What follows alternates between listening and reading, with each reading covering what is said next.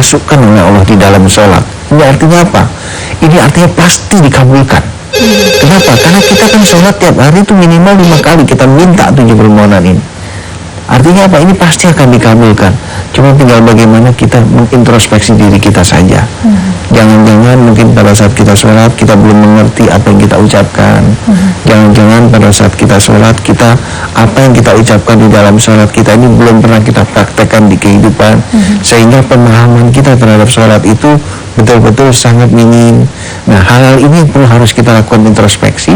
Kalau ini terus kita lakukan introspeksi, insya Allah bagi mereka-mereka yang sholatnya khusyuk ada 7 bonus yang sangat dibutuhkan. Nah, 7 bonus itu ditaruh oleh Allah pada saat kita duduk di antara 2 sujud. Mudah-mudahan ini bisa jadi introspeksi bagi diri kita semua termasuk diri saya. Amin, amin ya rabbal alamin. Baik, langsung aja kita sapa. Assalamualaikum.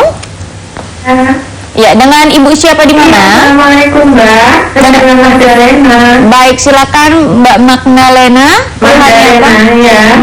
Assalamualaikum Pak Tony. Waalaikumsalam warahmatullahi wabarakatuh. Iya, saya Pak. Malam. Suami saya sudah 8 bulan di stroke, kebetulan yang kena sebelah kiri. Kemarin, bukan beberapa hari ini tiba-tiba rusuknya itu sakit Pak. Rusuk kiri? Iya. Kiri atau sebelah kanan, Ibu? Iya. Sebelah kiri atau sebelah kanan? Sebelah kanan. Sebelah kanan. Iya. Kata dokter itu kena ginjalnya kena gitu. Tapi karena suami saya itu udah hopeless ya Pak ya ke dokter, udah berobat ke rumah sakit udah banyak sekali ya. Kemudian saya cuma minta tolong Pak Tony bisa diizinkan ya Pak ya? Iya begini ya Bu ya, dalam kasus stroke seperti itu yang perlu dicegah itu kan jangan sampai dia terulang kembali. Ya. Nah terus kemudian karena stroke itu biasanya terkena kan selalu saraf-saraf di daerah kepala. Iya betul Pak. Nah kalau kita sudah berbicara kepala itu di sana banyak sekali program-program organ-organ tubuh yang lain. Iya. Termasuk ginjal ya, termasuk paru-paru, termasuk jantung, itu semua ada di daerah kepala. Iya. Nah makanya kalau kita sudah terkena stroke di daerah kepala, nah ini memang mesti dilakukan terapi tadi, agar supaya penyumbatan tadi itu kita usahakan supaya dia jangan sampai kesumbat lagi. Ya. Nah sambil dilakukan terapi jalan. Nah dalam kasus suami ibu nampaknya memang karena terjadi gangguan di saraf kepala bagian kanan tadi. Nah ini yang mengakibatkan organ-organ tubuhnya juga ada beberapa yang terganggu, misalkan dari ginjalnya. Nah ini kalau dibiarkan nanti takutnya organ-organ yang lain yang ada di program CPU yang di sini yang akan terganggu juga. Jadi kalau memang ibu tidak keberatan ya, silahkan datang Bu ke terapi kolbu ya. Siapa tahu pertemuan kita pada malam hari ini merupakan petunjuk dari Allah Subhanahu Wa Taala. Nah, maaf Ibu beragama apa Bu? Alhamdulillah saya Muslim, suami saya Dr. Handa Sadi Lubis. Nah, coba nanti pada saat duduk di antara 2 sujud, lakukan permohonan kepada Allah Subhanahu Wa Taala. Ya, suaminya juga kan bisa melakukan permohonan sendiri, bisa duduk di antara 2 sujudnya. Kalau emang nggak bisa sambil berdiri, bisa duduk, nggak bisa duduk, bisa sambil tidur. Ya, kalau nggak bisa sambil duduk, sambil tidur. Tapi Pak maaf, alhamdulillah dari awal karena tuh untuk pengingatan atau untuk untuk memorinya itu agak alhamdulillah tuh masih bagus Pak. Cuma memang bicaranya itu masih nggak ini ya Pak ya, kurang bagus ya. Itu dia makanya banyak sekali saya menemukan kasus-kasus stroke ya Bu ya. Organ tubuhnya sudah banyak, bagus, sudah bisa gerak segala macam, tapi di daerah kepalanya ini masih terjadi hambatan. Nah ini yang kita nggak mau ya, yang kita lakukan terapi itu adalah selalu daerah kepala terus. Kita beresin dulu dari kepala supaya jangan sampai terjadi serangan-serangan berikutnya gitu. Baik, ya.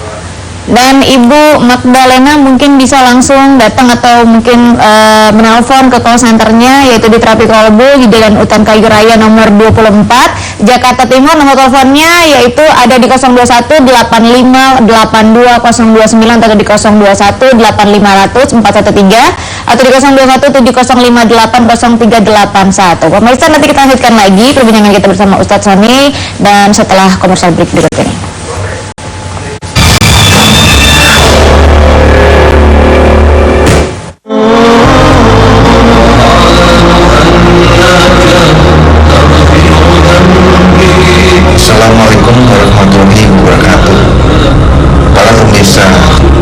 televisi yang dimuliakan anak Allah dan berbahagia. Terapi kolbu ditemukan kurang lebih sekitar 12 tahun yang lalu, kebetulan oleh diri saya sendiri atas izin Allah. Inti daripada kekuatan terapi kolbu semuanya berawal dari kekuatan basmalah atau kekuatan kasih sayang.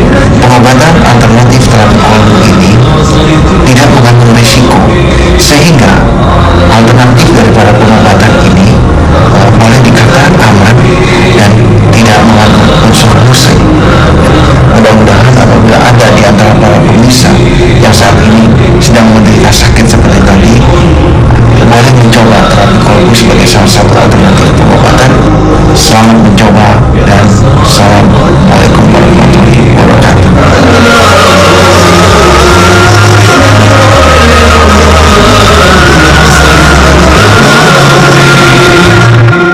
Pengerti saya harus didorong oleh masyarakat agar melanjutkan itu, tidak ada alasan untuk tidak melakukan itu.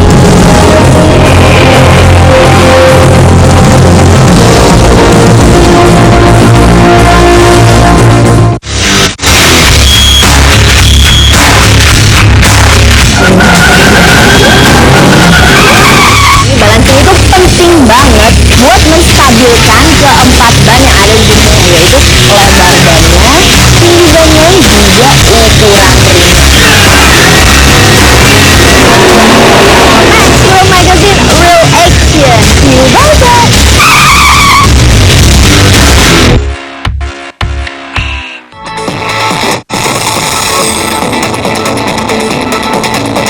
Jak TV sebagai TV lokal kebanggaan warga Jakarta.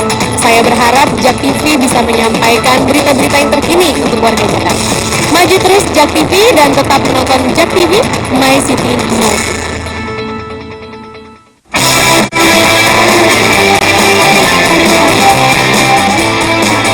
Ini yang termahal yang ada di seluruh dunia. Bangunan tua termegah di dunia. Pokoknya berita-beritanya menarik banget dan juga bermanfaat buat kamu. Pastinya setelah nonton Ada saja kamu tambah pinter. Adalah laut beku yang dikelilingi oleh tanah. Ada-ada saja. Hai.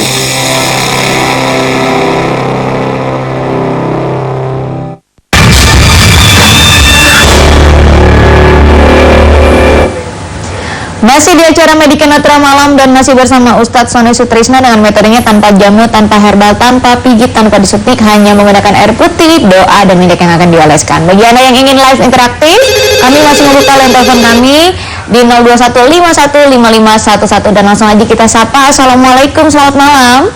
Waalaikumsalam, malam Mbak. Iya, dengan Bapak siapa di mana? Dengan Gunawan, Jakarta Barat. Baik, silakan Bapak Gunawan, keluhannya apa? Langsung ke Ustadz Sony. Iya. Assalamualaikum Pak Ustaz. Waalaikumsalam warahmatullahi wabarakatuh. Pak Gunawan, selamat Iya malam. Pak Ustaz, saya udah 3 tahun ini sakit. Emang awalnya saya kena gangguan non medis Pak Ustaz. Nah tapi sampai sekarang ini saya memang masuk angin gitu. Hampir tiap hari, tiap saat. Ya, sudah berapa lama mungkin Bapak Gunawan? Udah hampir 3 tahun lebih. 3 tahun lebih. Usia berapa Iya. Bapak? 30 tahun. 30 tahun. Iya. Sudah sering ke medis juga tapi masih belum. Dokter berkali-kali ke alternatif, tapi setiap dicek darah segala macam itu keluarnya nggak ada gitu. Masih bagus semua. Baik, ada lagi mungkin keluhannya Bapak Gunawan? Hanya itu aja sih. Baik, terima kasih Bapak Gunawan. Ya, Ya, sama. silakan langsung Ustadz. Iya, Pak Gunawan, tadi saya coba lakukan deteksi ya. Jadi apa yang diderita oleh Pak Gunawan ini kasusnya sebenarnya umum ya. Umum artinya banyak yang menderita sakit seperti ini. Dan menurut saya ini bukan kasus non medis ya. Ini adalah kasus medis, jadi betul-betul sakit. Cuman memang sakitnya bukan sakit badan ya, bukan sakit jasmani, tapi lebih banyak arahnya ke sakit psikis. Nah ini biasanya kalau di dalam dunia medis biasanya nanganin adalah dokter spesialis bidang psikosomatis ya. Jadi dia ada di bawah psikiater, jadi ada psikosomatis di bawah psikiater.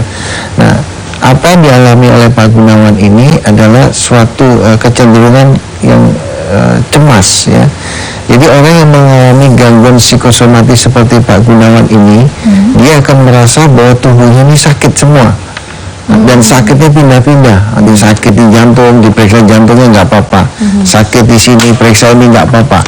Ibaratnya nih Pak, kalau ada kedutan sedikit aja di otot kita, itu Bapak sudah merasakan, waduh ini jangan-jangan saya udah sakit ini nih.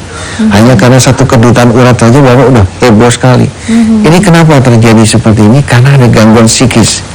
Nah, dalam kasus seperti ini penyebabnya banyak sekali ya. Bisa karena faktor kolesterol, bisa karena faktor triglycerid, kekentalan darah, bisa juga karena faktor depresi, bisa karena faktor stres, bisa karena faktor kesedihan yang mendalam.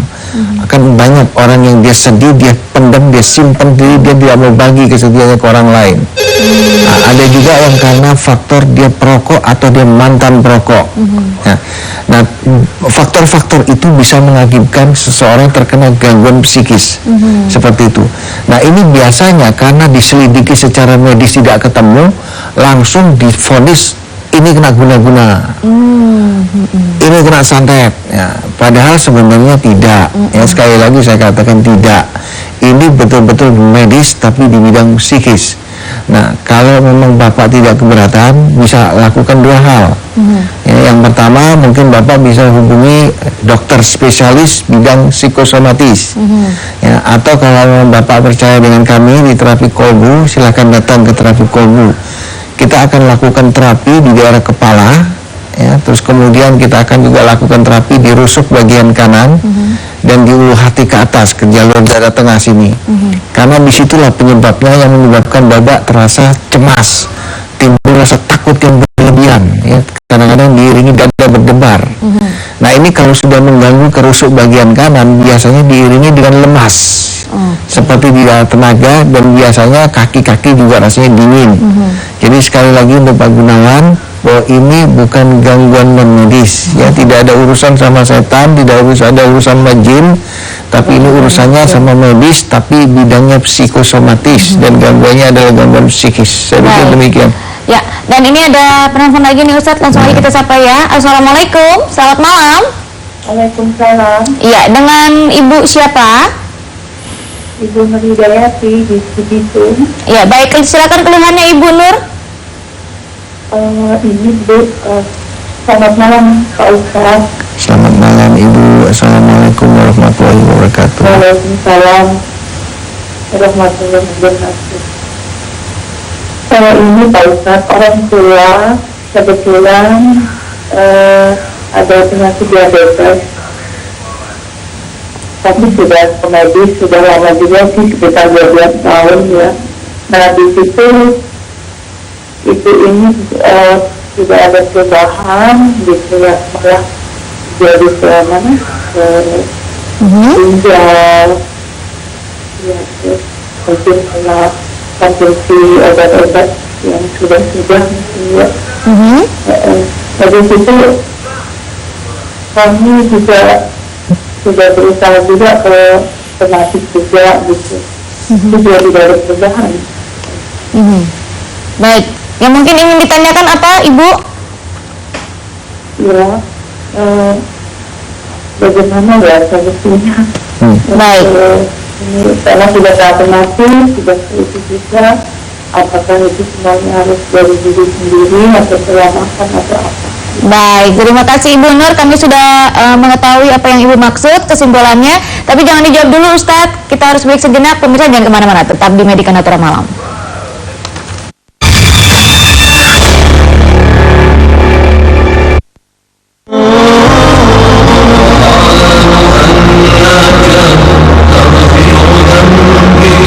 Assalamualaikum warahmatullahi wabarakatuh. Para pemirsa televisi yang dimuliakan Allah dan berbahagia, terapi kolbu ditemukan kurang lebih sekitar 12 tahun yang lalu, kebetulan mulai di desa sendiri atas izin Allah. Inti daripada kekuatan terapi kolbu semuanya berawal dari kekuatan basmalah atau kekuatan kasih sayang. Pengobatan alternatif terapi kolbu ini tidak mengandung risiko, sehingga alternatif daripada pengobatan ini boleh dikatakan aman dan tidak mengandung unsur musik. mudah-mudahan apabila ada di antara para pemirsa yang saat ini sedang menderita sakit seperti tadi, mari mencoba terapi kolbu sebagai salah satu alternatif pengobatan. Selamat mencoba dan Assalamualaikum warahmatullahi wabarakatuh.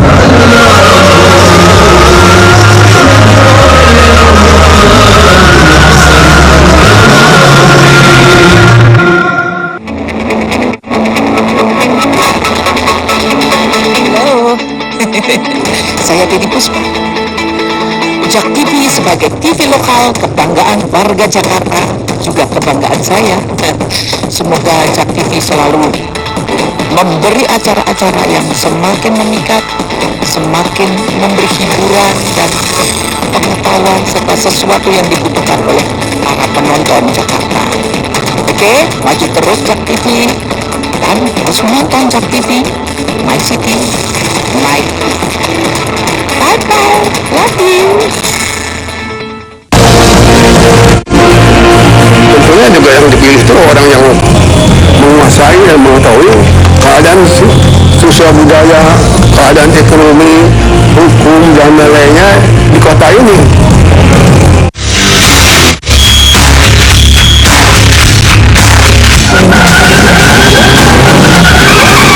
Balancing itu penting banget buat menstabilkan keempat ban yang ada di dunia, yaitu lebar bannya, tinggi bannya, juga ukuran ringnya. Next, Real Magazine Real Action. See you later.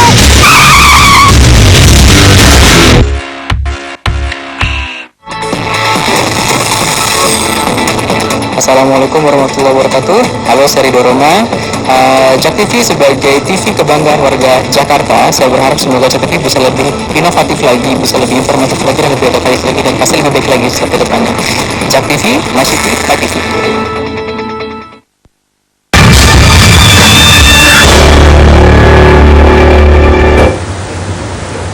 Masih di acara Medika Natura Malam, dan bagi Anda yang ingin live interaktif, kami masih buka line telepon kami di 02151551111. Dan sambil menunggu telepon dari Anda, langsung aja mungkin Ustadz untuk dijawab keluhan dari Ibu Nur Hidayati, mempunyai orang tua yang mempunyai penyakit diabetes tapi tidak kunjung sembuh, dan efeknya karena sering minum obat terefek ke ginjalnya. Itu gimana nih Ustadz? Iya. Begini, Ibu Nur ya, Ibu Nur ya, dalam kasus diabetes ya, dalam kasus gula, menurut pengamatan dari kita selama ini bahwa faktor ketegangan di daerah kepala itu sangat mempengaruhi naik turunnya kadar gula seseorang. Jadi walaupun dia dietnya bagus, walaupun obat-obatannya bagus katanya, tapi kalau yang bersangkutan stres, itu gula tetap akan bergerak naik. Nah, saya pikir yang perlu diperhatikan apakah orang tuanya stres apa tidak ya. Kalau memang stres, nah dicari sumber permasalahan stresnya ini apa. Nah, kalau memang nggak bisa juga ya stresnya harus dipaksa diturunkan ya, dengan cara apa? Dilakukan terapi ya. Jadi terapi itu kita paksa dia, energi yang di kepala itu yang keras tuh dipaksa untuk dibikin kendor dengan energi itu ya. Bisa juga dibikin kendor dengan cara kita ajak jalan, relax segala macam, cuman kan butuh waktu untuk membuat seseorang dalam kondisi stres itu terus kemudian kendor itu butuh waktu. Nah, dengan terapi atau dengan energi itu kita paksa dalam hitungan menit-menit itu kita paksa dia untuk kendor ketegangan di daerah kepala. Kenapa? Karena ternyata kalau kepala itu tegang, gula darah akan naik. Ya. Terus yang satu lagi, yang saya tahu, ini dengan tanda kutip karena saya bukan orang medis ya, yang saya tahu, sepanjang saya tahu, biasanya kalau untuk kasus gula darah itu di medis, di dunia kedokteran itu belum diketemukan obat yang untuk sampai tuntas, sampai selesai untuk untuk penyakit diabetesnya. Karena itu maka kita perlu kemampuan di atas daripada kemampuan medis, yaitu kemampuan ilahi, kemampuan Sang Pencipta. Nah, untuk bisa sampai kepada tingkat kemampuan Sang Pencipta, kita perlu menggunakan doa. Nah, karena itu bagi Ibu Nur tadi, ya, jadi selain dilakukan upaya medis, ya, itu teruskan bagus. Nah, lakukan juga upaya doa. ya, upaya doa. Sebab apa? Sebab ada satu kekuatan lagi di atas kekuatan daya pikir kita, yaitu yang kita kenal dengan kekuatan kun fayakun. Nah, kekuatan kun fayakun itu yang berkuasa hanya Sang Pencipta. Nah, kita sangat membutuhkan itu, kekuatan kun fayakun, untuk supaya bisa menciptakan suatu kejadian yang menurut seseorang dengan kemampuan yang tertinggi ini kayaknya tidak mungkin. Tapi kalau berdasarkan kemampuan kun fayakun, semuanya bisa mungkin dan semuanya bisa terjadi. Jadi sekali lagi Ibu, periksa apakah ada stres apa tidak orang tuanya. Yang kedua, kalau memang sudah dilakukan upaya medis, teruskan karena memang itu bagus. Dan yang ketiga, cari upaya kun fayakun, karena memang yang saya tahu, saya bukan orang medis ya, ini saya tahu diabetes sampai saat ini belum bisa disembuhkan oleh obat-obatan ya. Jadi perlu dilakukan upaya ilahi, upaya Sang Pencipta untuk merubah suatu ketentuan yang tadinya tidak bisa menjadi bisa, yaitu dengan upaya kun fayakun. Mudah-mudahan ini jadi inspirasi Ibu ya. Kalau memang Ibu bisa datang, silakan datang ke terapi kolbu. Siapa tahu di sana ada jodohnya. Baik, dan bagi Anda mungkin pemirsa yang ingin langsung datang ke terapi kolbu, Anda bisa mencatat nomor telepon juga alamatnya di Jalan Utan Kayu Raya nomor 24, Jakarta Timur. Nomor teleponnya Anda bisa menghubungi di 02185820229 atau di 0218500-413 atau di 02170580381. Baik pemirsa, nanti kita lanjutkan lagi.